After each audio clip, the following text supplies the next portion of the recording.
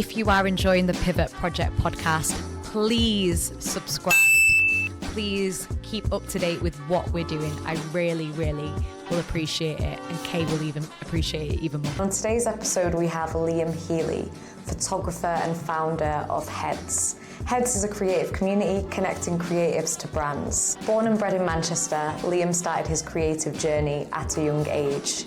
He's had many opportunities to travel the world with his photography and now helps other creatives in different industries excel and move forward. But what's evident is he has such a heart for the creatives in Manchester. Amazing. Well, Thank you so much, Liam, for blessing us. Thank you for having me. With your presence. Appreciate it. When I saw you on LinkedIn saying, you know, you just want to share your story more, I was like, let me just jump on that real quick, because I've been, I guess, looking at yourself and what you've built with Heads from afar. And, you know, I'm always kind of recommending Heads as well to any kind of upcoming freelancers, creatives.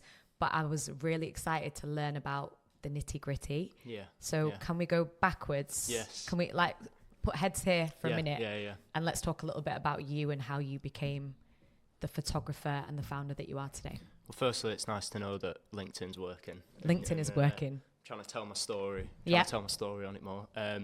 But taking it all back. Mm-hmm. So when I've always wanted to do something creative. So when I was like 12 to 14, I was like live streaming on Twitch. Really? Like Call of Duty. Classic. Playing Call of Duty with the green screen and all this stuff. And then I stopped that in school just because I was getting bullied for it. I think as everyone does in Really? school when you do something like that, I think. What were people saying? It was more just like, I feel like then there wasn't, not many people were doing it then. Now it's like a lot more like accepted, I feel like, to like post online, and it's kind of like if you don't post online, what are you doing? But yeah, when I was doing it then, I feel like it was quite a rare thing. So then when I got to college, when I was 15, I started a job at McDonald's as well. Classic McDonald's. First job. Well, I started McDonald's as my first job, and I worked there for a month before starting college. And then when I got to college, I started doing graphic design. So I always knew I wanted to do something creative, but I didn't know then like what the career would be. And then when I was in college, I started seeing people post outfit pictures on Instagram.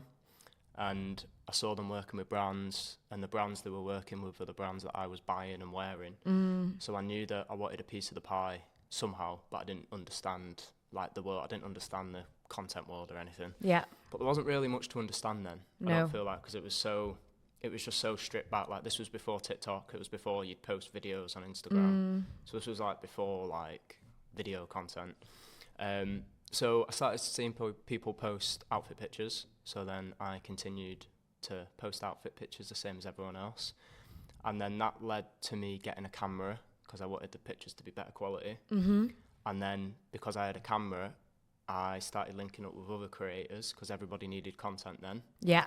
So then whilst I was linking up with creators, they were taking pictures for me. So then it kind of worked in both of our favour. We were like helping each other. And then when I started working with more creators in Manchester, they started getting invited to PR events. So then I started getting invited to them with them. So when I was like 16, I started to get introduced to like launch events and just the different brand activations and all these different things that happen, like restaurant launches and all these different things. At 16 though, that's really, it was like, really, it's crazy. Yeah, it was really, I just had this really unique perspective on things. And because I was so young, I just had this like mad drive. So because I always had my camera in my hand, no matter where I went, everybody would recognise me as a photographer. Yeah. And everybody needed a photographer then. So then naturally, as I started going to more PR events and connecting with more people, that then led to people booking me to do photography. So then that's when I started doing more photography for clients. Yeah. But then I was also like building a brand out of myself. So when I started doing photography, instead of me posting my photography work, all I did was post pictures of me with a camera, holding a camera. So any photo I posted on Instagram, I made sure I had a camera in my hand. So you were doing like personal branding before personal branding was... Like I was like on King Street, like I was going out with photographers on King Street, and I was getting pictures stood in the centre of the road with my camera in my hand. and just writing like captions on creating, but not like directly posting my photography. But then as probably about 6 months into posting my outfits, I just started to get booked like every day for doing my photography. Wow. So then when I was like 17, that's when I started to like get booked like in London and like all around the world. Yeah. So then in the ages of 17, I shot like so many different things. I met so many different people. And then and that was freelancing, that photo, video, editing, whether it was events or portraits or fashion campaigns, whatever it was. Social media wasn't what it was then. So people weren't asking for like social media videos. Yeah. It was more, like even ads really weren't, they were a bit, but they weren't like as they are now. So the content was it more kind of like models wanting pictures for their like portfolio, or? Do you know what? I feel I did that for a little bit, but then I kind of skipped straight to like working with brands and clients. Yeah. Because I think when you're working with models as a photographer, I feel like you can kind of get into the trap of like constantly shooting for models and not looking outside of that, like not looking for the brands or like the clients. So when I was 18, when I turned 18, I was still like doing my freelancing everywhere. And then that was a really busy year, 18. And then when I got to, just before I turned 19, I said that I wanted to wake up in America for my 19th birthday. Wow. And it was this thing that I said. And I kind of got into a habit of like saying things and they just happen. Probably because I just put it out there to the universe. Manifestation, really, isn't it? So when I was 18, it was about 6 months into being 18, Tatty Lashes, the eyelash company, they asked if I wanted to go to America with them, to go to LA for, it was like 5 days. So, and this was with Mitchell, made by Mitchell. Oh, yeah. So, amazing Mitchell. So I went to America with them, and whilst I was there, I shot a campaign for them, and also did a Pretty Little Thing event. So I captured a Pretty Little Thing event, and then I captured BeautyCon for them as well. So whilst I was there, it was like 5 days, but I did like absolutely loads.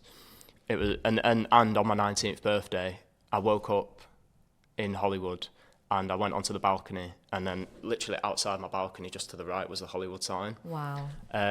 So that was like a really crazy moment of just like, I did it. But then when I was shooting for Pretty Little Thing and Tatty Lashes, I met these two influencers called Josetti and Genesis. Yeah.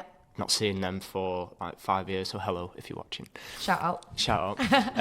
So when I met them, they said, I was just speaking to them, and this, America, it's so different in terms of networking. Like, I just met them at this event, and then like 10, 15 seconds later, they were like, if you ever need anywhere to stay in America, you can stay at ours and just create our content for us. Yeah. Because obviously they needed regular content. Yeah. And for them to find photographers all the time, it's difficult or expensive. So then when my trip ended, I decided to stay like an extra 3 days. So I didn't get my flight that was booked. I extended it for another 3 days, stayed with these creators, started working with them, going to a few events with them in this like 3 day period. And then I got back from America and I went to, it was a bit hectic, I went to Ibiza as soon as I got back. I was there for like 4 days. You were 19, weren't you? Yeah. And then when I got back, shooting there actually, it was actually funny. It was with Adam Deering, so shout out Adam.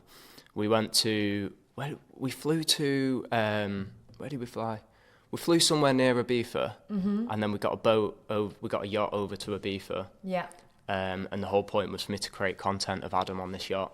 So I had this just crazy experience of being on this boat and sleeping on the boat. It was insane. And then when I got back from Ibiza, it was like 1 day. I was back home for 1 day, and then I told my mum I wanted to go back to America.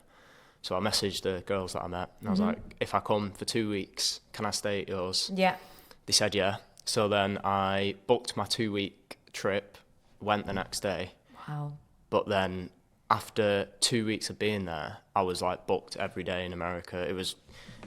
Honestly, it was like the universe just did the universe thing. And I was just, the way I was booked here, I was booked more there with like restaurants or events or like BTS for music videos, and the stuff that happens in America is so much bigger. Yeah, like of the huge course. production, and so there's always stuff going on. So then I stayed, after like a week of being there, I realised that I could stay in America for 3 months because of like the ESTA visa. So then I extended my trip to 3 months. Wow. So instead of 2 weeks, I stayed for 3 months. And in that time, I just experienced so much stuff, like just going to like the craziest house parties and like just networking with the craziest people. And I think you have to be 21 there to go out. Yeah. So the people I was with, I was able to get into these clubs with them. Yeah. So I was able to experience America for America, even though I was like underage. Yeah. And I was just going everywhere with my camera, taking pictures. And then after 3 months of being in America, I came back home, and I was still doing some photography. So I was doing some client work, but then I actually went back. I just keep going back to America. I went back like 6 to 8 months later, and I went for like a week. And then when I got back, I realised that I wanted to do something more than just do my photography, because I'd done so much before the age of 22. Yeah. I'd like photograph fashion campaigns, product stuff, music artists, going on tour with them. So in terms of like a freelancer, I'd done everything that a freelancer could do. And then this was where there was so many more freelancers starting. Yeah. So the work was becoming less and less. Sure. So this was where I was like, right, I need to pivot, because I can still do my photography. Everyone still knows me for my photography. So that, and the video, so that reputation's never going to go. Yeah. And the it's skill still set not as gone. well, right? Yeah, Like yeah. it doesn't just... No, it doesn't just disappear. So I was a bit nervous to pivot because I'd always done photography, but I knew that I needed to. So I started photographing our first magazine for Heads. Yeah. Now, it was a black and white magazine where I captured 30 creatives from Manchester. It was called Manny Edition. It was supposed to just be a zine, so it was just starting out as a photography project. Yeah. And we were going to print a zine, and we weren't going to do anything else with it. But then we decided to do an event and an exhibition and then a full project, and we took over a billboard, and then we just got all these different people involved. So once we'd done our first event, which was 2.5 years ago now, it was July 2022. Which is crazy, right? 'Cause Yeah. I genuinely thought Heads had been going for a lot longer than that. Yeah. Purely on the basis of like how big it's grown as well. But yeah. I guess it's that network that I built beforehand. And it's also like, you can't pay for a network. Like you can't, there's no way of cheating growing a network. Yeah. Like you've either built it or you've not. So then the other reason I thought Heads would be a good idea was because I could use everything that I'd learned. Yeah. So once we did the first event and we realised we could get people in a room and we could start doing events, I basically just fell in love with bringing people together, which is obviously like the deeper meaning of Heads. And then once we'd done the first event, we were looking at what other events we could do. So back in like 2018, I did a photography meetup where I just brought loads of photographers and models, got them together, and we walked around the streets and created content. Yeah. And this was like, 2019, so it was just before COVID. Yeah. And I remember that I had 150 people walking through Manchester. We did one that was just ourselves, and then after we did the first one, Manchester City got in touch, and then they asked if we could create content for the derby. Wow. So then they brought us loads of shirts. Everybody created content wearing the City shirts. City won the derby, so then later that day they posted all the images and they tagged everyone. So everyone who came to this meetup got tagged by Manchester City, which was unheard of because Manchester City and brands like that, they don't usually tag other brands on their account or people. So this was like one of the first times they tagged like creatives from Manchester. So knowing that worked in 2019, I thought I'd try the same concepts, and obviously I'd built this platform a little bit, it to like 1,000 followers on Heads, so I had this audience. So we messaged a photo studio, and we did this first event where we took over, we say we take over unique spaces for photographers and models to create content. So we did that, and then once we did the first one, there was so much content that was made out of the event because the photographers and the models were just connecting together. I mean, like 40 models and 40 photographers in a room. They were all shooting for like 4 hours. Yeah. And the amount of content that was posted organically after that event, where people were tagging us, it just kept growing our account. Yeah. So then we realised that if we could keep doing these events where people would post organically for us, we're basically creating these like organic brand ambassadors. Yeah, of course. And then we continue to do events. So we've tried like all sorts, like them unique spaces, art events where people paint on canvases, panel talks, all kinds of different events. And then I think because we did so many events and we've done so many, we got to meet everyone. So we got to meet all the creatives and we had loads of conversations with them. We got like direct feedback off them, whether they were like musicians, photographers, designers. And then using everything we learned and everything that they told us, that's how we've basically like built our pillars for Heads. Right. So like artists will come to us and say, art galleries won't give me a second look because my work's not expensive enough or I'm not reputable enough for whatever reason. So then we decided to do our own art gallery. Wow. At Inside by Melia. Oh, yeah. So their gallery space, it's been ours for a year and a half and we always put different artwork up. And then this year we decided to do a 2025 open call. Yeah. So it's an open call throughout the year, and then we replace art. People choose the duration because a lot of other artists were saying that galleries weren't really flexible on like the duration that they can show their art. Yeah. So with our open call, they could choose how long. So it was like minimum 2 months, maximum 12 months. So some people, like if they've got demand and they only want to be in for 2 months, they can do that. Or if it gets to 2 months and they want to extend for another 2 months, they can do that. Like we don't have like strict like guidelines on. We try not, because it's creatives, we try not to say no. We try not to say you can't do this. Got ya. If a creative comes to us and says they want to do something, we just amend our processes to be able to make it work. Would you say like, obviously things have changed a lot from when you were 16, right? As well, like the whole, like you said, the market potentially has become, I don't want to use the word saturated, but a lot more people are doing content and you know, they want to live this creative lifestyle. Like things have changed. Like how do you kind of keep up to date with what's happening now rather than what was happening before? Or do you feel like there's something that is like a thread that regardless of the times it still like remains? So I think one of the biggest changes is in terms of like say photographers and content creators, videographers, there's obviously so many more creators coming out now, but I speak with all the photographers, like I speak with everyone, and in terms of how I've like dealt with the change, dealt with more people coming on, in the past year, I've made sure that I've told as many people as possible to come through me if they need a photographer. Yeah. Because the problem I found was photographers who are just starting now, they obviously don't have a network. Yeah. And building a network now is like everybody's confidence is at zero. So nobody wants to go and like these networking events. It's not as simple as just go and meet people, and especially when they're not decision makers. Yeah. Like, so I realised that there were so many new photographers that they couldn't get their rate above like £50 to £200. So then, but they were still struggling for work, even though the rate was like that low. So then I basically made sure I've told everyone that if you ever need a photographer, come to me. So over the past year, all of our different clients have basically been, if they need a photographer but they've only got £100 or £150, they'll message me and then I'll like get photographers' jobs. Yeah. So it's kind of like I've basically found a way to be able to make photography accessible for everyone. Yeah. But it's also I keep a commission from the jobs. Yeah, of course. So it's so I've not had to necessarily drop my rates, but I've been able to help people who charge lower rates, and I still benefit from it, and the client's happy. But that's how I've kind of like adapted to the more photographers, let's say.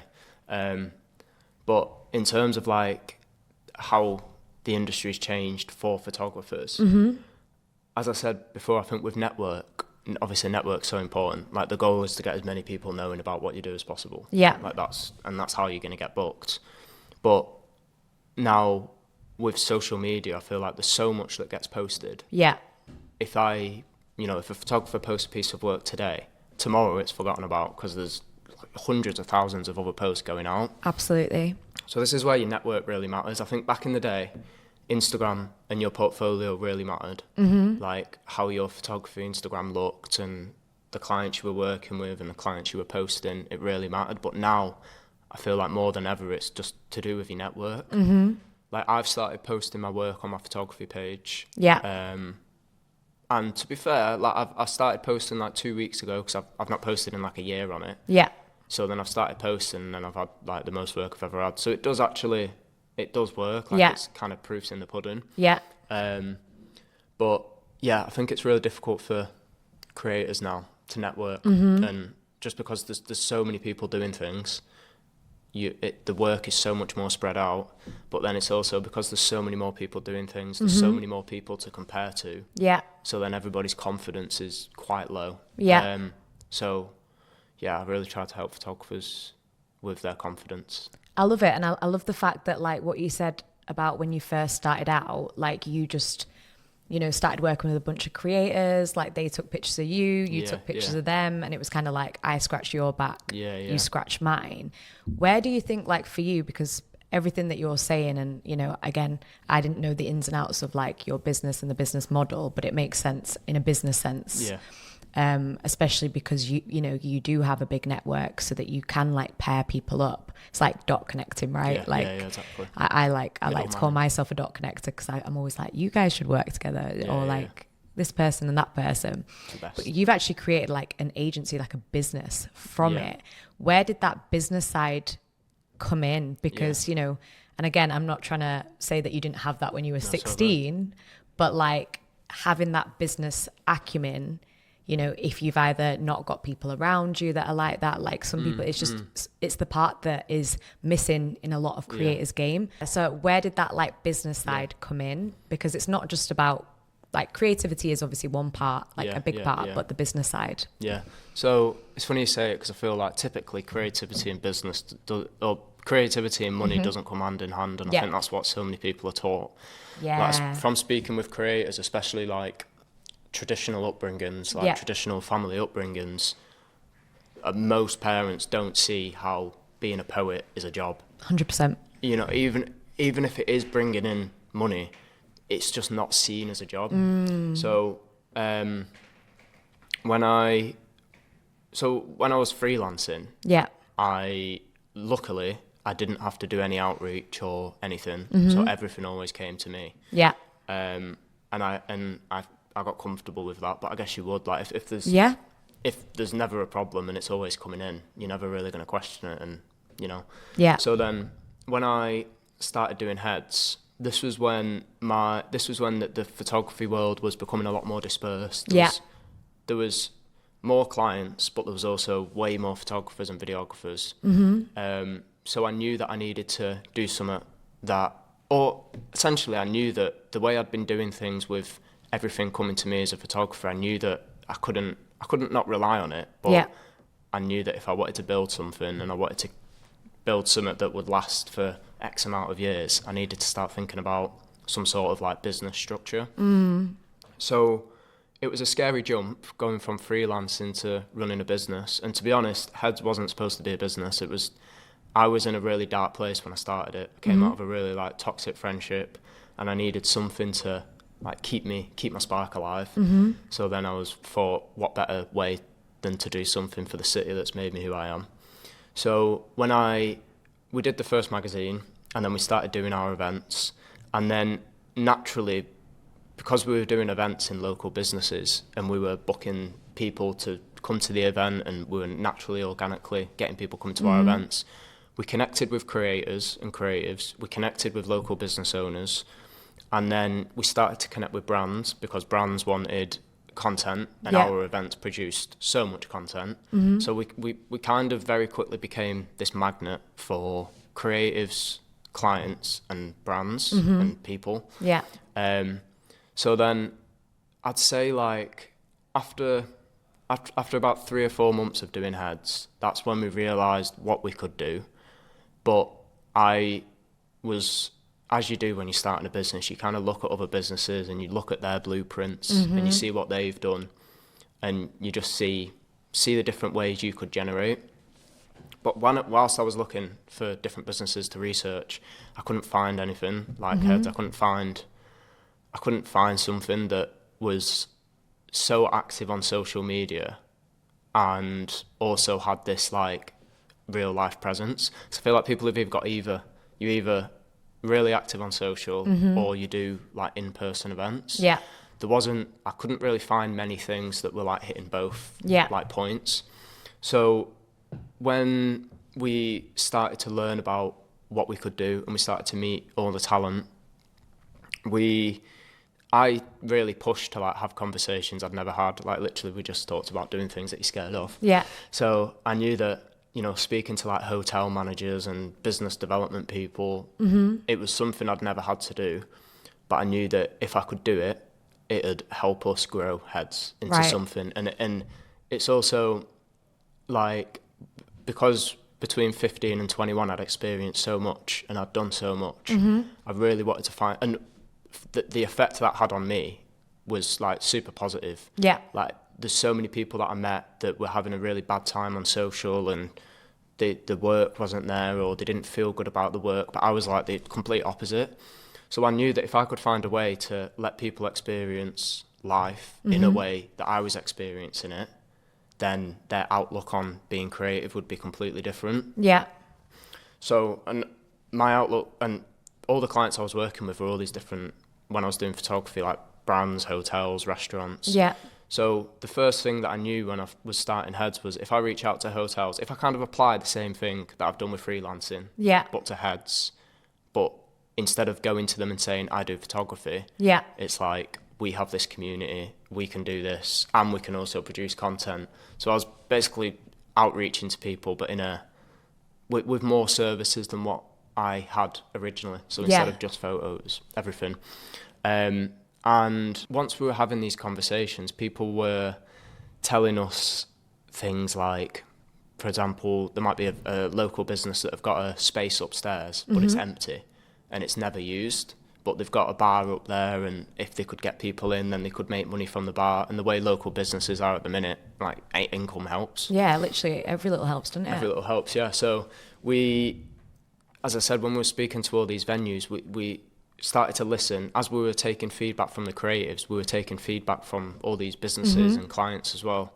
So we were very much like connecting the dots up between, okay, that venue needs people in. Yeah. We've got this community. We need to do an event this month, so let's do it there. Yeah. So then when we started doing our events, we created loads of different content around the events. So we created like content before it, content during it, and content after it. Yeah. Which meant on our social, the amount of content that was posted was just like loads. Yeah. And then LinkedIn as well. So we were never short of content. And because I create it all, we have zero content cost, which is like unheard of. Brands spend so much on content. Literally. So for the past 2 years, we've not had to spend we've not had to spend a penny on content. Which is like insane. Yeah. Because a lot of like that's where a lot of the money goes, doesn't it? Yeah, like, exactly. And it's also because I've been creating it, I've not had to like, it's been really streamlined growing what we're growing, because I've not hired a videographer. They send something and I'm not very happy with it. Like everything that we've created, the first edit is my edit and I like it, so I just post it. So there's no buffer period between getting amendments and then like when we do an event, the video is posted 24 hours after and everybody knows that. So whenever someone comes to a Heads event, they know they're going to be in the recap video the next day. So it's like a added layer. And that's kind of your unique like deliverable that you're able to turn around and say like, wow. And I want to ask a little bit about that as well, because there is only two of you. And a lot of people who run kind of businesses or events, like they feel like they've got so many different hats on. Yeah. But you like that? Yeah. Do you know what? The question that you just asked me about, like, how has it been growing a business? Yeah. I guess from freelancing. Like, I've tried to, everything that successful people have told me, we've tried to, like, learn from. Yeah. So, you know, everybody says hiring staff is stressful. Yeah. Like, no one doesn't say that. Yeah. So then for me and Molly, it's like, well, why would we hire staff? Like, why, if everybody's telling it's stressful, why would we do it? Yeah. And that's just how we've looked at everything. And the other benefit of having 2 people is like, there's no like approval process from somebody else. Yeah. Like I'll go home after this. If Molly says, I want to do an event next week that's on this, I'd be like, okay, I'll message a venue owner, make the ticket link, and then suddenly it's done. Yeah. Whereas if we had like a huge team and we had someone making the graphics, we'd have to wait for them to make the graphics. Then they come back and we want to change them a bit, and then we've got to wait for that. And it's a lot of like lot of back and forth. So we keeping it as us 2 has made it really, yeah, like it's made us like really good at pivoting as Yeah. well. Like we've never had to say no to like something. If any brand has ever come to us and asked if we can do something, we've never had to say no. So we've said yes to everything, and we've tried everything. Yeah. Whether it was like producing and delivering courses, yeah, creating content, doing like talent booking. So one thing that like we play to our strengths as well. yeah, So like one thing Molly does for Manchester United, which is like a dream client. I'm so happy that we work with United. do you support him? Yeah, I am. I'm a big fan. So we do their talent booking. Yeah. So for their campaigns, they come through us to book the models. Wow. So in the past like year, when you look at all the United campaigns now, you'll recognise at least one person in it. Because United came to us and said they want familiar faces in the campaigns. Yeah. They'd seen, well, they were actually my first magazine that I made. Yeah. That magazine got into the United office. They were using that magazine for a while to get talent, and then they ran out of talent, and then they just started coming to us directly. I bet that was like, again, another pinch me moment, right? Like, Yeah. So going from being in Hollywood when you were 19 on a balcony, Yeah. then coming back to the UK. I'm sure, I don't know, do you still go to America a little bit here and there? I don't, or? I have no plans to leave Manchester. All of my I eggs love are that. in Manchester. I love that. Yeah. You love the city, don't I'm you? not passionate. Even like going on holiday, it doesn't excite me. You just I like Manchester. I love that. That's so, because you describe it as like the city that made you. Yeah. It is. I think it is. Like, I think Manchester is the best city in the world. I think like 0161. Yeah, 016. I just there's so much talent here, and I think in a lot of other places like London or like Dubai or America, there's so much money that's like invested into Manchester, into like these places. Yeah. But with Manchester, I feel like there's a lot of money that's invested into it, but there's still this huge underground scene that like I don't think like clients struggle finding these creative people because creative people aren't very good at marketing themselves. They don't have the confidence to do it. Yeah. They don't know how to look at them. Not that they don't know, but they've not got the experience in looking at themselves like a business. Yeah. Like, we were just saying that when you're doing outreach, it's so important to either don't pitch on your first outreach, just start a conversation, or like research what they do and then find out how you can value them and add value and then reach out to them. Interesting what you said as well, because everything that you've kind of described, the word that comes in my head is like strategic. Like there's a level of like strategy that you need to be able to, I guess, incorporate as a creative, right? Yeah. What would you say, because obviously it's you and Molly who's running Heads. Yeah. What are those strengths that you have? What are the strengths that she has in order to make it what it is? So we were speaking about this yesterday, just playing on different strengths, because I would say my strength is content. So all the content you see, like the brand that you see on Instagram is what like I do. I create content. Yeah. And we've really like, we always discuss it and we always allow each other to play to each other's strength. Yeah. Like I don't put pressure on Molly to create content. Molly doesn't put pressure on me to make a spreadsheet. Yeah. Like we play to each other's strengths, but then if she needs something or if I need a bit of assistance, like we can jump in and help each other. Yeah. But it's like we're constantly learning from each other. So like I've obviously built my network, so that network has really helped us do things and like grow the brand and work with new people. And what we found really works is going to meetings with my network and then me and Molly like reintroducing ourselves basically, because a lot of people knew me as a photographer, but now when we go to meetings, I like reintroduce ourselves. We're like, this is what we do, and these range of things. But I think it's you hear in a lot of businesses, you've got a creative and then someone who's an organizer. Yeah. And everybody always jokes, like when they meet Molly for the first time, they'll be like, oh, I knew there must have been some organizer at Heads, because I'm just this like creative brain. But it's so necessary though as well, isn't it? I think it's the organisation that Molly does. Yeah. And say with like the art gallery. Yeah. Like when we did the open call, I think we had like 95 artists apply. So then Molly had to email each one. Yeah.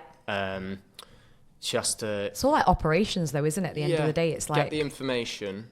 So get all the info that they've sent, like the size of the piece, the price of it, the material, what it's called, the image. Yeah.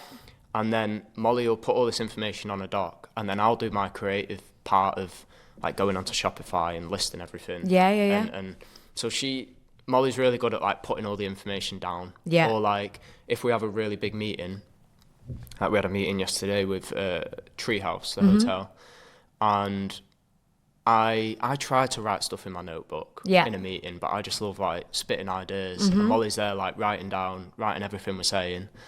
And then when we get home, she like fits it all into an email, and not in like a pitchy way. No, just in a very like conversational. Yeah, or like I create all the content, but Molly knows what content will be attractive for certain people. So say with like the Treehouse email, Molly knows that the takeovers that we've done at other hotels, or like the dinners we've done at other hotels, she knows that content will be attractive for Treehouse. So it's kind of like being able to like leverage what you've kind of already done. Yeah, and it's kind of, Molly's basically got this unlimited portfolio. Yeah. That whoever we get in front of, there's going to be a piece of content that we've made in the past or an activation we've done that will relate to them. That's so... Shout out Molly. Shout out Molly, I know. Because honestly, and again, even me as like a freelancer and like starting my business, the organisation part of it is just very, very tedious, very long. But if you're able to do it, it actually is what grows the business, scales the business as well. I think it's all naturally with like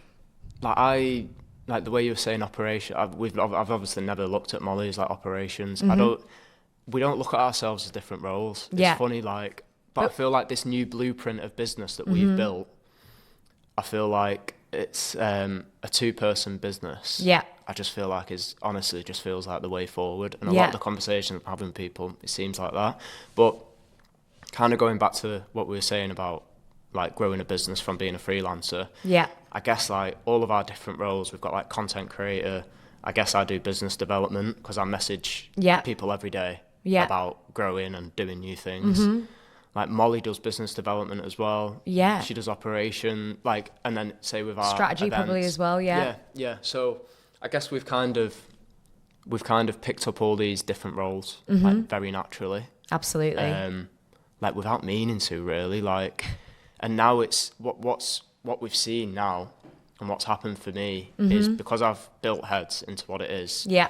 People now see that and they'll come to me for consulting. Yeah. So like, but it's the most random. It doesn't even have to be in the same industry. Like I'm doing there's a company that basically bring people over from foreign countries to work in the UK. Mechanics though, specifically mechanics, car mechanics, and they've been doing it for like about 4 years. Yeah. And they've never had to do any like social media, but now, because of how competitive it is, they're having to start doing social media. So now I do consulting for their LinkedIn. Yeah.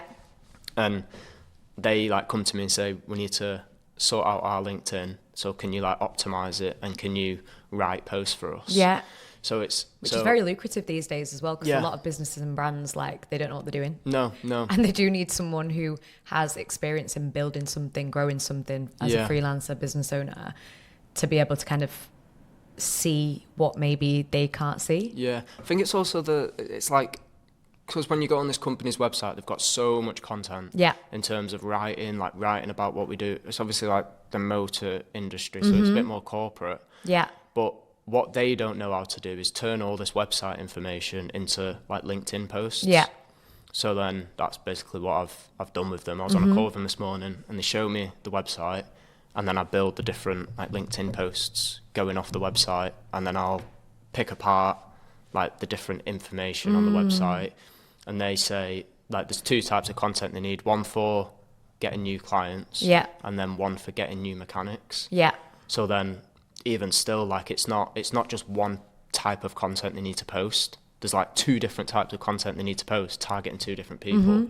So it's still, so like it's not as simple as just post whatever's on the website on LinkedIn. Because it needs to be targeted to the right person. And how does that feel as well to be brought in as a consultant? Because again, age is just a number, right? But you're quite young, right? Yeah. Which is why this conversation is super interesting as well, because yes, you've been doing it for a long time, but like 24? 24, yeah.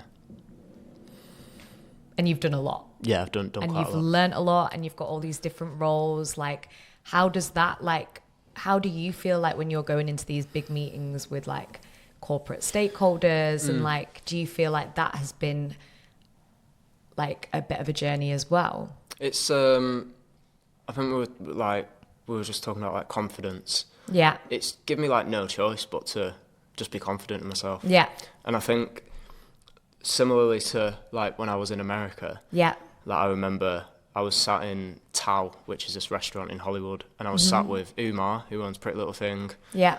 Sat with like this a guy that works for Sony, and then Umar's bodyguard. And I was sat around this table in Hollywood, and like not with my camera, I was without my camera, so I was just there with them. Yeah. Did you feel a bit like naked because you didn't have your camera? Yeah. But in that moment, I just had to grow up so fast. Yeah. Like I couldn't sit around a table in Hollywood with this multi-billionaire and act like a kid. No. So I just had to I had to learn about how they communicate. Yeah. And then translate that for myself. So it's basically been the same with this. Like I've had to just really believe that I can do it. Yeah. But then it's I've kind of realised recently, like nobody was put on this earth to get paid £500 an hour to do consulting calls. No, like that.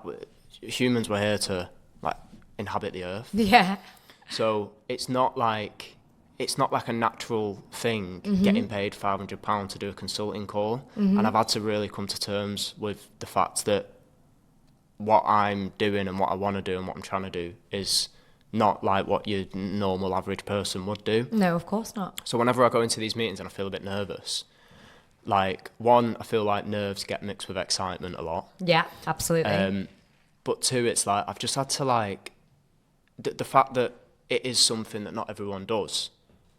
Like I feel like that's the reason most people don't. Like there's a lot of the stages where people stop. Yeah. I've made sure that them stages are the stages where I've carried on. Yeah. So, when someone does contact me for consulting, like a motor industry. Yeah. I've obviously never been involved in the motor industry, but in this new social media world now, everything applies the same kind of thing. Yeah, for sure. Like, obviously the content's different. Like, what I'm writing about is different because I'm writing, with this company, I'm writing about to target technicians in foreign countries, whereas with Heads, I'm writing to target creatives in Manchester. But it's still like a similar like blueprint kind of thing of what you're posting. So I think the answer to that, I've just had to strap in and I've had no choice. Yeah. But I think a lot of people stop before they get to that. Yeah. And it's even like, say on LinkedIn when I did that post for the podcast, I was hesitant to do that post because I was thinking about what people think. Yeah. As you do with everything. Of course, yeah. But then, like, it's kind of, when I did that post and it worked, it just made me realise, like, so many people don't do things because they care what other people think. And they might not actually think about the fact that they care what other people think. Yeah. But it is what stops people. 100%. Like, naturally. Yeah. So the people that have done loads are the people that just don't care what people think. It's not even the fact that, like, don't care. It's just, like, I care what the positive people think. Yeah, absolutely. Like, I care about the positive influence I'm having, but I couldn't care less about the negative that people think. because you just can't. So you've got to focus on the positive. Yeah. And that's what I've really leaned into. Yeah. I was going to ask some questions actually. Like, and this is great, by the way, because if I've got like multiple questions in my head, that means nice. The content is good. Let's just say that. The first thing I wanted to say was, you know, you mentioned confidence a few times, right? And you're absolutely right. Like a lot of kind of the newer generation coming in, maybe they lack that confidence. Would you say what you do with Heads, but I know you also run a course at Factory, right? Yeah. Through Heads. What's that about? What's kind of the goal there? Is it to kind of empower people to become more confident, to put themselves out there? Or is it more so just kind of showing them, you know, this is how you go about things? Like what's kind of, I guess, what's your kind of like overall goal? Because I guess from an outsider looking in, you talk a lot about like, you know, creatives and like, you know, you ask a lot of like questions on Instagram, like, what do you guys want to know? Like, how can I help? Which I guess is consultancy, but in a different kind of So it's interesting vein. to say this. Yeah. So I'm glad you actually understood my question. Yeah, I think it was I about like 3 mixed into one, but you know. So what I've learned recently is the underlying thing about what we do is helping people's confidence. Yeah. So like I help a lot of people take the first step. So for example, there was a music artist who he wanted to basically become a musician, and he had an amazing voice. So I went out with him. He didn't have any posts on his Instagram, but I spent like an hour with him, went and created some content for him. And I explained that if he's got this content on his Instagram, it'll mean that if people want to book you, like promoters, then now they can actually see you perform. Because a lot of artists don't have a video of them singing on their Instagram. So then we did this content and he posted it, and he posted quite a few videos. And then I think it was maybe like 2 weeks ago, we worked with Sofa Sounds. Oh yeah. And I sent the lad that I helped, I sent his account to Sofa, and they said, we absolutely love him. We want him for Manchester. We want him for like other cities as well. Wow. So then I messaged him. And he's called Lou. Shout out Lou. Shout out Lou. There you go. Artist. There you go. Follow. Follow him on Instagram. So then once that Sofa Sounds came through and he got it, he then realised what the benefit of doing what he did was. Yeah. Because in the moment it's like he was posting but he wasn't getting anything from it. Yeah. But now that this has happened, it's showed him that like what I was saying is true. Like if I sent his account without anything on, they wouldn't have booked you. They wouldn't have known anything about you. They wouldn't have known how you sound. But now, because you've got work and your voice on your Instagram, this is what's happened from it. Yeah. And something like Sofa Sounds, for so many people, it's such a big, like, far challenge. Yeah. It's such a big, it's big. But what I've realised through working with Sofa is they love like underground artists. They love just supporting small artists. And the fact that Lou built his confidence to be able to post, like, this is the result of it, and he's got a dream gig.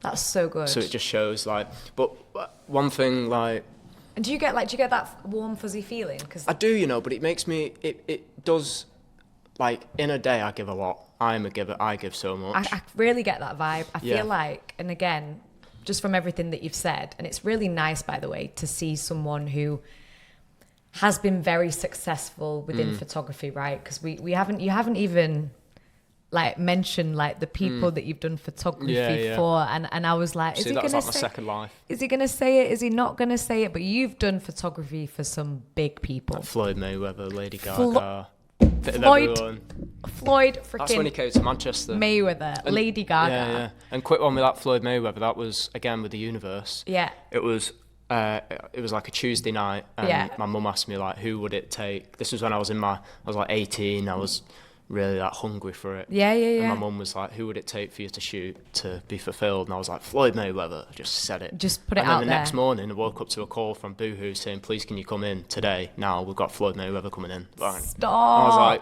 like, honestly, the Universe. That is freaking insane, by the way. So then I did that, shot Floyd, and then obviously I still wasn't satisfied with myself. So what I just said to my mum wasn't true. But then this is where I realised, like, no matter who I shoot, what I shoot, or what I do, like I'm not gonna feel fulfilled from it. And this is what I find like insane in a really good way. Like, so you've done like, you know, out in America, like 19, all of that, right? Like your past life. It's like my second life. And what you are doing now, even the fact that you've just said, you know, I went out with this guy for 1 hour, took some content, and now and like almost kind of facilitated him in getting this opportunity, like giving him a bit of a leg up, like, which I love, by the way, because like I'm a giver as well. So I love all that stuff, and it gives you that, Yeah. But he didn't pay me. I didn't get anything from that. No. Even through Sofa Sounds, we don't make any money from our collaboration. No, it's so I've got him that job. He's been paid by Sofa, and I've not. But I don't see it as that. Like and I want to ask you why, not like why, but a lot of people, they would always be like, especially like with your kind of portfolio, what you've done. Yeah. Where does that, like, how are you still humble, and why do you like, not why, like how do you keep yourself grounded? Because I know a lot of people who, you know, they get this taste of success, and you could literally walk around Manchester like you're the bee's knees, right? Like, do you know what I mean? And where does this humility, like, how do you stay humble? One thing I realised with artists, like musicians or anyone, like photographers, the thing like that I just believe in them. Like, I think like Lou, for example, like he, you know, he was getting some performances, but I knew he's got an incredible voice. Yeah. But the support system for artists just isn't really there. Yeah. So it's like, the way I see it is like, I see really far into the future. Like back like when Sacha Lord was doing Sankeys and everything. Yeah. Like, I'm sure then he worked with small artists and small DJs who he helped put on, and then has helped, like, you know, grow them same artists from Sankeys and now probably performing at Park Life, and you know, he's helped. I see that long-term vision. So say with Lou, I'm thinking about like 10 years down the line when Lou is doing whatever he's doing, whether he's at Glastonbury or whether he's mentoring people or whatever it is.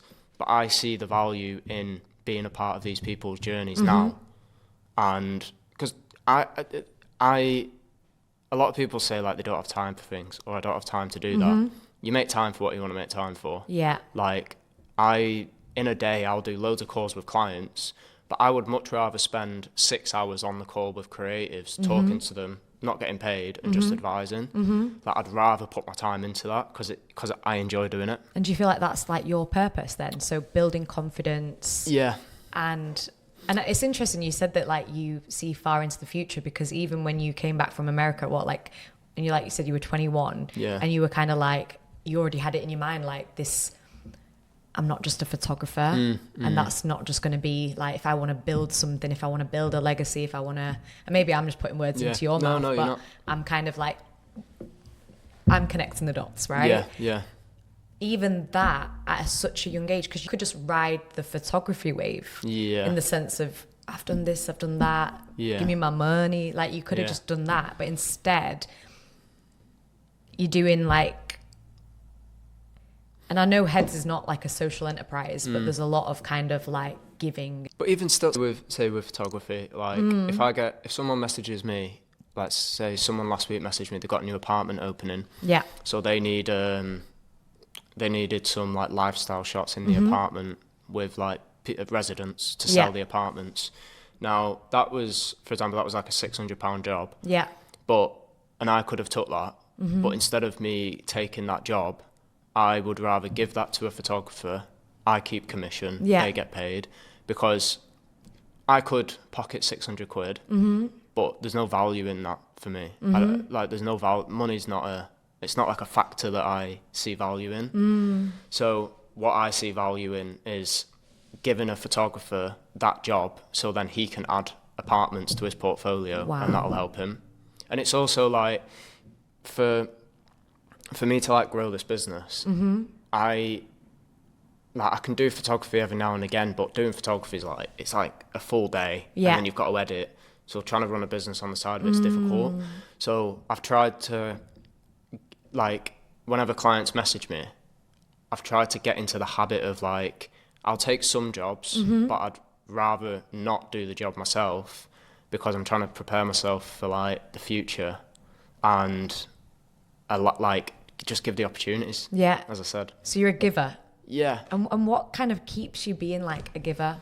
Do you know what? Especially with everything that you've done, because that, you know. I think one of the main things that drives me is the fact that I am doing all this self-funded, and I'm doing it all out of the pure want to do it.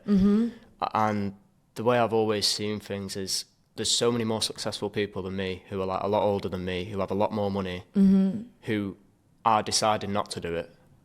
So it's kind of like, you know, for me to put on an event, we either self-fund it or we find a sponsor or whatever. And that's, finding a sponsor is just a lot of work, and and there's a lot of work to everything. But the way I see it is like if it would have already been done, it would have already been done. And it's not been done, and there's still so much talent that needs support. And unfortunately, throwing money at creatives or throwing money at the wall doesn't fix things. No. Like that, it doesn't. As I just said, like I've got to the point where £600 for a shoot isn't. I don't see that £600 as a value. I see shooting that apartment and having that on your portfolio as the value. And would you say like that's your mission, to kind of like, you know, there's still a lot of work to be done? And like going forward then, like how is that? Because you'd be looking ahead, right? So I'm curious, like what's to come? So my big goal is to open headquarters. Ooh.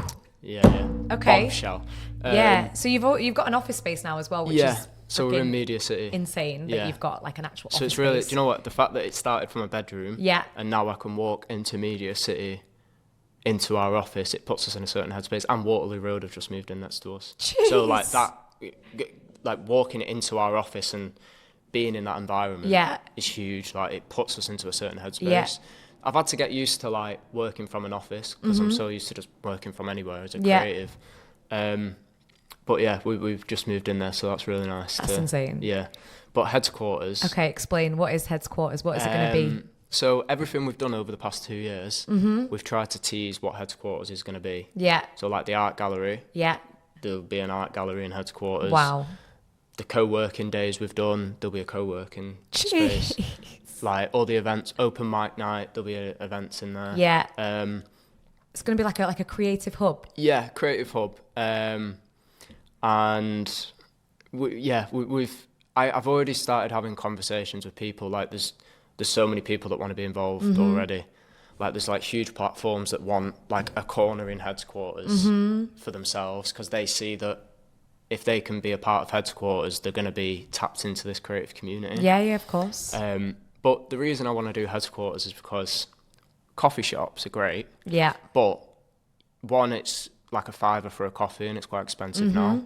2, you get your laptop out and you can't find a plug socket, but then you look around and there's no other seats anywhere because they're all full. So it's like it's quite inconvenient. Plus it's like loud in a coffee shop, you know. So we really want to do our own creative space, which will come with like a head membership. Nice. And then with that membership, you'll get like discount at creative stores and creative things. So smart. But it also allows us to do, because at the minute when we do an event or we put on events, we have to go to all these different local businesses. But having headquarters would allow me to program it 7 days a week ourselves. And I could do, for example, I could do free hire and do a morning session, afternoon session and night session, and that's 7 days a week. So that's like 21 events in a month, 21 events in a week I could do. So that's like 84 in a month. And imagine if we do the bar. And imagine if we don't charge to hire the space and we just do the bar. Doing the bar alone on a Saturday night in headquarters would make us enough revenue for the week. So then we've still got the other 6 days that we could make money, and that would allow us to do free hire. So that is insane. I'm just trying to. The original goal was to self-fund it, but I've quickly learned that to be able to make something powerful, you've got to just link up with other people who want to do something similar. Get people behind you at the end of the investment, right? Yeah. So then, obviously, what comes with other people is investment. But I've never stepped into the world of investment, so it's quite scary to me. Yeah. But my goal is still to self-fund it. But I want to do it soonish. So When soonish? I said, you're going to put a date on it. I mean, no, you'd be telling people, you're telling the universe stuff. I know. And Well, then, a year ago I said, like, we'll know when we're ready to do it. yeah. But now our events have gone from, when we first started, it was like 15 people. Yeah. Now it's like 150, 160. Yeah. You can do like 250 tickets. So if I could go back a year and I could tell myself that we're in this position now, a year ago I would say this is the position we need to be in to be able to do it. Wow. But it's just needed. Like, we've got, like, I feel like we could do it any time. But it's just a matter of when. And it's timing though. Cause we've got certain people who want to be partnered in it and have things, but there's like I want to franchise things in there. Yeah. Oh, okay. As well. Yeah, okay. Yeah. You're thinking ahead, aren't you? I am. But I'm thinking. So, for example, say with like Starbucks. Liam, you're not just a photographer, are you? No. Like, no offense, but like, you're not just like, oh yeah. Just say with like Starbucks. Okay. Yeah. They want to tap into the creative community. Yeah. Everybody does. So it's like, well, what better way than being in headquarters? Because there's no creative space like it's not even a thing yet, and I know there's no creative space like it. But yeah, I'm thinking like I want to like franchise things, and imagine like Crayola having like a franchise store in headquarters. Insane. Do you know what I mean? Yeah. And then they sponsor all of the workshops that happen in headquarters. You know, like, just do you know connecting what? dots. Do you know what's funny? Like, we were just chatting, and I could just see your tattoo there. It literally just says limitless. Yeah. And that's kind of like. Got 100 miles an hour as well. Oh yeah. I tattooed things on myself because I wanted to believe them. My God. I also, the tattoos are, when I was doing my photography, I knew I needed a way to stand out above everyone else. Yeah. So I was like, I've not got tattoos where you can't see them. Yeah. The only tattoos I've got are what you can see. And it worked because whenever I went onto shoots, people recognised me because of my tattoos. My gosh. So that's the only reason I've got tattoos. Everything's just marketing, isn't it? Kind of, you know. That you know that nail polish you've got on as well, and I know the reason you did it right. Hardest nails campaign. Hardest nails campaign. Literally, just I love it. Yeah. Limitless though. The opportunities are limitless, aren't they? At the end of the day, so that's why I put it there, you know. Because when I go, honestly, it's like yeah, psychology. When I go into meetings with big clients, I don't need to tell them I'm limitless. They can just see it because it's tattooed. You are on your me. personal, like you are. Yeah. It's on you. It's etched on. Right, I'm gonna get some tattoos now. Well. What's that one? LIXM. What does that mean? My Oh right, your Liam with an Instagram. X, innit? Do you know what I mean? It's my name in case I forget. I love it. Just got Manchester on the back. Don't in case change your I forget where I'm Instagram. from. I know. Don't change your Instagram handle But as well. Yeah. That's so funny. I love it. And I think that's the year you were born as 2000. well. 2000. My goodness, crazy. So one more question. Oh, good. Honestly, like, I'm excited. And when you do launch headquarters, you'll have to come back on and talk about it because that's like another pivot, right? Like it's big. We can do it in there. Yeah, we're doing it at headquarters, right? Okay, we're doing it. First booking. I love it. Do you know what? I'm on it. What advice would you give to anyone who is not just a creative? Maybe they're a creative, but they do have a business mind, right? And I think, to be fair, most creatives, like, they can definitely develop that business acumen. I've had to. Exactly. And it's like, you don't even realize what you said about like the roles, right? Yeah. Like, you don't even realize that you're doing that thing. No. Kay laughs because I always say I'm a visionary. I change my role every month. Like, sometimes I'm a visionary and sometimes I'm strategy and sometimes anyway. So someone who is creative but they want to like build a legacy, they don't want to just kind of do stuff for the money. Maybe it's very much value driven work. What advice would you give to that person? Maybe they're 18, 19, 20, 21. Like, what advice? I would say focus on building something that's bigger than you. And focus on building something that benefits other people rather than yourself. But when I say rather than yourself, like, obviously if you're building something, you're going to build a business and it will benefit you. Yeah. But I do think if you see the value in helping people, you've got to be able to like put yourself on a back burner for a bit and put everyone else before you.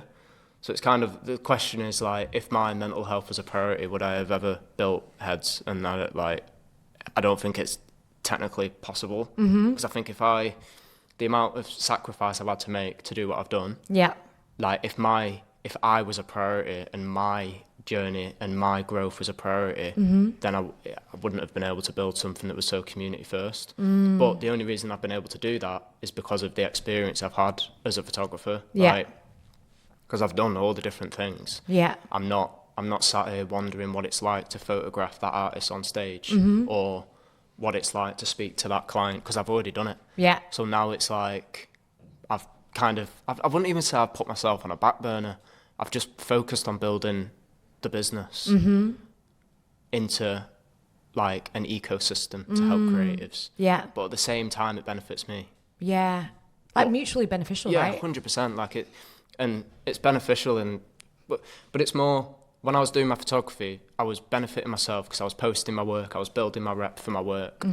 But now I guess the reputation's changed to like we're helping businesses and we're helping hotel clients and we're helping these different clients. So it's kind of, and that's not directly benefiting me. Like setting up that art gallery in the hotel, it's not directly benefiting me. No. If anything, it's costing me. Yeah. But like I don't mind that. Yeah. Because like I feel like I've lived I'm content with what I've done. You're like an old soul in a young person's body. Yeah, I'm content with what I've done, and it's like, you know, I know so many talented photographers that have never travelled. They've not shot outside the UK. Barely any of them have ever shot outside of Manchester. Yeah. And like I managed to do that, not easily, but I managed to do it through like networking and building my network. Yeah. So now I'm just trying to help people do that. But I would definitely say, like, if you're wanting to build something to help other people, you've just got to focus on building something that's bigger than you. And there'll become stages where you get scared, like not scared of it, but like when we're having conversations with United or say Media City or whoever it is, like, don't get me wrong, I'm sat in these meetings and I feel like I've got imposter syndrome. Or like when I'm at like a meal and I'm with, say, like Gemma from Indigo PR, shout out Gemma, or Shout out like Gemma. £30 Gentleman, or Steve Pankhurst from Finest. Like I was at dinner with them the other day, and just before we went for a dinner, I was sat around in this pub with them. I was sat around this table with like these people who I look up to them, Yeah, of course. because they've just built something amazing, and I was just sat around this table just feeling like imposter syndrome. But then I realised, like, when you build something that's bigger than you, like, you know, when you build a platform that's bigger than you've got no choice but to believe it. But then this is where it's equally as important for, like, I guess because of the reputation I've built and because of all the work I've done, when I'm offering advice to creatives, they know it's coming from a place of experience. Yeah. So it's very, like, my relationship with talent and creatives is so mutually respected. Yeah. Like, I respect the fact that they respect me putting time into them, even though I'm not earning anything, and they respect the fact that I'm putting time into them after everything I've done. Insane. So it's just this mutual respect. But I just see it as like there's work to be done, and if no one's going to do it, then there needs to be someone that does it. You know. I'm just like, yeah. I'm blown away. I just love the talent here. I just love the creatives here. You know. Oh my God, and you can see that as well. Yeah. Like it's tangible. Do you know what I mean? Like even online and online and now obviously offline. Like hearing you speak, I'm just like, wow. Yeah. But when people come to our events, Yeah. like because of, you know, we're so active on social and we post that much, the fact that people can come to our events and speak with me, Yeah. and speak with Molly directly, Yeah. that's one of the reasons a lot of people come to our events, because It's insane. you Yeah. know, I remember there was an event like a few months ago, and like because of social media now, everyone has this perception, and Yeah. it's all like smoke and mirrors. So then this photographer comes up to me and he's like, I know you don't get imposter syndrome because of how successful you are, but I got imposter syndrome the other day because I did this job. Yeah. And then I told him, like, don't, like, that's your perception. Yeah. Of course I get imposter syndrome. Like, I appreciate that you think I'm successful enough to not get it. Yeah. But this is why these events are so important, because online, he'll see me and think, wow, Liam's mental health won't have any problems. Liam is fucking, like, Flying. like, he doesn't think about anything. But then when you come to an event and speak to me, I'll tell you the truth. Yeah. Like, I'll tell you how it's real, you know. And I've started like vlogging on YouTube as well. Yes. So I'm trying to show the real life Yeah. side of things as well, which is it's difficult to do. Because if I was to show the real side of things, content would just be like very mental health focused. Yeah. So I try to balance it. And do you think you'll, just to add in a cheeky another question, do you think like, because you've alluded to like mental health, right? And I know that that's the reason why you started the community in the first place. You wanted to build something to help you through. And I know a lot of like creatives and just people in general, like they do struggle with their mental health. I think probably even more so now, right? Like post-COVID, everything that's happened. Do you think like you will eventually maybe, or like there'll be, I don't know if you have already, but like do things in regards to like mental health and, or like even not even that, more like mental well-being? Yeah. I know people really value like one-to-ones with me. Yeah. So I'm trying to work out a way at the minute that I can basically do one-to-ones with creatives without turning myself into a charity. Yeah. Because I know people know my time's valuable and 100%. I know my time's valuable. Yeah. So like I've done one-to-ones over the past few months with some people and they've left, half an hour one-to-one, they've left feeling like they have all the answers they need. Yeah. So I know that what a one-to-one, I know the power of it. But it's kind of funny because creatives typically don't have money. So I'm trying to work out the most affordable way to be able to do one-on-ones with people to like advise on everything really. So it's like if I got on a one-on-one with a photographer, yes, they might ask me how do I get clients, but the one thing that the underlying thing that they're really asking is like, how do I get the confidence to do what you've done? Yeah. Like, how do I get the confidence to post myself like you post? And I guess that is like the whole, it's so mixed in, like offering career advice in 2025, I feel like is very similar to like offering mental health advice. Oh, 100%. Because that's what you're advising, like you're advising how to keep going, like how to pivot and how to, grow and change 100%. with the times. So I'm definitely trying to do more with mental health. I'm hosting a panel talk tomorrow. Okay. For mental health, to raise money for mental health. Oh, wow, okay. That's at Red Cross. Yeah. And that's my first time hosting a panel as well. So I'm excited to do that. And you know what, guys? He does feel the imposter syndrome. Yeah. He does definitely feel it. But guess what? You push through because at the end of the day, you've got to. Yeah. And like I'm going to get some cards made with everyone's name on, saying what they do, because I wish that I could just sit up there and I don't have confidence in myself that I can sit up there and remember everyone's name. And this is just the reality of no matter how much you do. Yeah. Like there's still be things that you don't feel confident in, but you've got to lean into it and just realize that like it is supposed to be difficult, and if it wasn't difficult, everyone would be doing it. Yeah. So I'm trying to get these cards to help me, and get your cards because it's helpful. It is helpful. Yeah. Amazing. Well, first of all, thank you so much, Liam. Thank you for your time. I genuinely have enjoyed it. I feel like it's kind of reignited that fire in me, because I feel like what you've said, that's something that I try to do a lot of, like in terms of empowering people and getting them to realize the potential, because once they do that, the other stuff you can learn. Like it's not that like, learn how to do this. Like there's so many templates nowadays to do. It's true. Loads of stuff, but that initial kind of confidence and that let me just go out there and do it. So I've really enjoyed it. I appreciate your time. So Liam, we do this thing at the end of the podcast. Yeah. We've just done it every single time. It's a little bit gimpy, but we hold hands. Okay. And we basically say into the mic at the same time. I'll say it and then we'll do it. Okay. Here's to pivoting more in 2025. Right. So ready? 3, 2, 1. Here's to pivoting more in 2025. Woo! Yeah. Nice. That was. Thank you. Chef's kiss. God. If you've enjoyed today's episode and you want to pivot, maybe you're working a 9 to 5 and you want to pivot into freelance life or pursue creative endeavors, then do not hesitate. Go on my website, www.dkcoaching.co.uk, and book in a free discovery call where I can sit down with you and figure out your next steps.